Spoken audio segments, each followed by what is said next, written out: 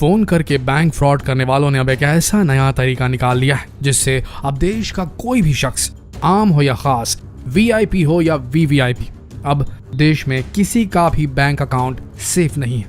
Phone करके fraud करने वालों का गढ़ माना जाने वाला जामतारा अब पूरे देश को अपने डिजिटल फ्रॉड की आंधी में उड़ा देने को तैयार है। तो तैयार हो जाइए जानने के लिए कि आखिर जामताड़ा में इन्होंने कौन सा ऐसा नया तरीका निकाल दिया है जिससे अब देश का कोई भी बैंक अकाउंट सुरक्षित नहीं है, ताकि आप अपने और अपने परिवार की मेहनत से कमाई हुई कमाई को सुरक्षित रख सके, क्योंकि क्या पता जामताड़ा गैंग का अगला टारगेट आप हो।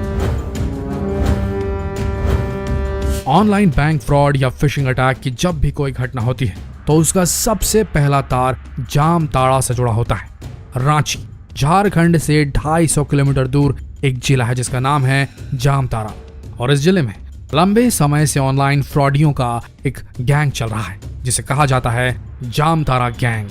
ये जिला इतना फेमस है कि इस पर एक वेब सीरीज भी बन चुकी है नेटफ्लिक्स पर, जो आप देख सकते हैं। आखिर क्यों है ये जिला इतना फेमस? क्योंकि ये वो जगह है जहां पर सबसे ज्यादा ऑनलाइन फ्रॉड और फिशिंग जैसी वारदातों को अंजाम दिया जाता है, या यूं कहें कि जामताड़ा ऑनलाइन चोरों की बस्ती है। आप जानते ही होंगे कि पिछले कई सालों से ऑनलाइन बैंक फ्रॉड की घटनाएं लगातार बढ़ती जा रही हैं और इन सभी बैंक फ्रॉड्स के तार जामताड़ा से कहीं न कहीं जुड़े हुए पाए जा रहे हैं। ये लोग लोगों को फोन करके डराते थे कि उनका बैंक अकाउंट या एटीएम कार्ड बंद होने वाला है, और डर के मारे भोले भाले लोग इन्हें अपना एटीएम नंबर और सारी जानकारियां बता दिया करते थे, और चुटकियों में ये ऑनलाइन डकैत लोगों का बैंक अकाउंट साफ कर दिया करते थे। लेकिन जैसे जैसे ये घटनाएं बढ़ी, लोगों को इस फ्रॉड के बारे में पता चलने लगा और अब उनका ये तरीका पुराना हो गया। लोग इस फ्रॉड के प्रति जागरूक हो गए, लेकिन अब इन जामताड़ा के चोरों ने नया तरीका खोज निकाला है जिसका नाम है ई सिम फिशिंग। और ये जामताड़ा के चोरों का एक ऐसा नया तरीका है जिससे ये आपके बैंक अकाउंट को पूरी तरीके से खाली कर सकते हैं। इस फ्रॉड को समझने से पहले आप ये समझ लीजिए कि आखिर ये ई सिम है क्या भला। दोस्तों, एक सिम होती है जिसे हम मोबाइल दुकान से खरीद कर अपने मोबाइल में लगाते हैं, इसे रियल सिम कहा जाता है। और एक दूसरे किस्म का सिम होता है जिसे ई सिम कहा जाता है, जो एक चिप की तरह होता है और ये फोन में पहले से ही इनबिल्ट होता है, लगा हुआ आता है। यह सिम पूरी तरीके से रीराइटेबल होता है, जिसका सीधा मतलब यह है कि आप एक फोन कॉल करके ही अपने ऑपरेटर को बदल सकते हैं। जैसे कि अगर आप जियो इस्तेमाल कर रहे हैं और अगर आपको एयरटेल की सर्विसेज चाहिए तो आप फोन कॉल के जरिए या एक ईमेल भेजकर अपने ऑपरेटर को तत्काल बदल सकते हैं। देखा जाए तो आज के समय में ज्यादातर मोबाइल्स, स्मार्ट वॉचेस ई सिम से लैस हैं, और अब आप समझ ही गए होंगे कि ई सिम नॉर्मल सिम से किस तरह अलग होता है। आइए अब जानते हैं कि ये ऑनलाइन डकैत किस तरीके से ई सिम के जरिए लोगों को चूना लगा रहे हैं। दोस्तों, इन साइबर क्रिमिनल्स का सबसे पहला टारगेट यही होता है कि वो किसी तरह से आपके मोबाइल नंबर को अपने पास ट्रांसफर कर ले, यानी कि सबसे पहले ये लोग आपका मोबाइल नंबर चुराते हैं।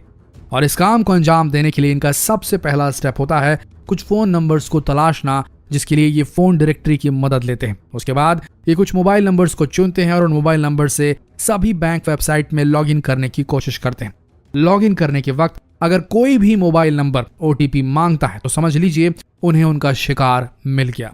उसके बाद ये सबसे पहले अपने टारगेट को एक मैसेज भेजते हैं, और ये एक वार्निंग मैसेज होता है जिसमें लिखा होता है कि अब नॉर्मल सिम के बदले ई सिम अनिवार्य रूप से लगाया जा रहा है और इसके लिए उन्हें केवाईसी करवाने की जरूरत है, नहीं तो आपका नॉर्मल सिम कुछ ही दिनों में बंद हो जाएगा।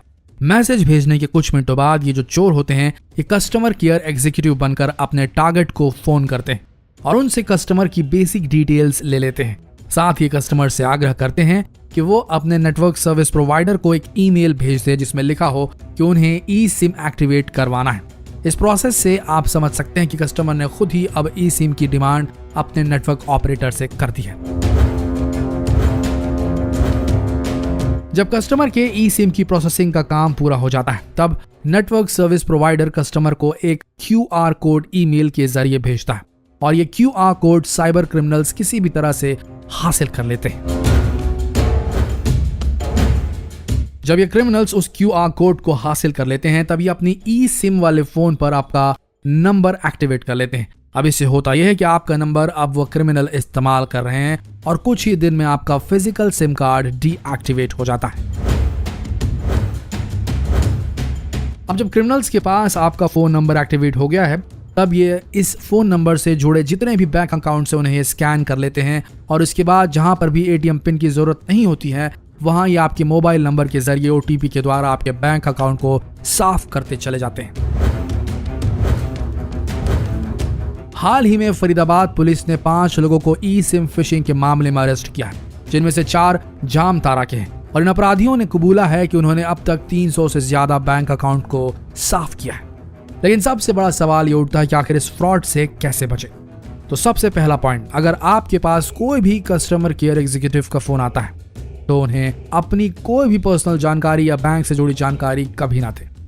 दूसरी सबसे अहम बात, अगर आपको मोबाइल नंबर या ईमेल चेंज करवाना हो तो आप स्वयं बैंक या मोबाइल स्टोर में जाकर इस काम को करवाएं और इस काम में किसी पर भी भरोसा ना करें।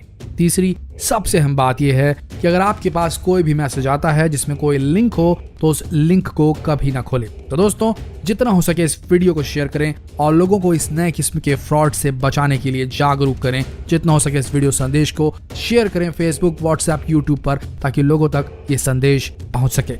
बने रहिए हमारे चैनल के साथ, मिलते हैं अगले वीडियो में। तब तक के लिए आप सबका इस वीडियो के अंत तक बने रहने के लिए दिल से धन्यवाद।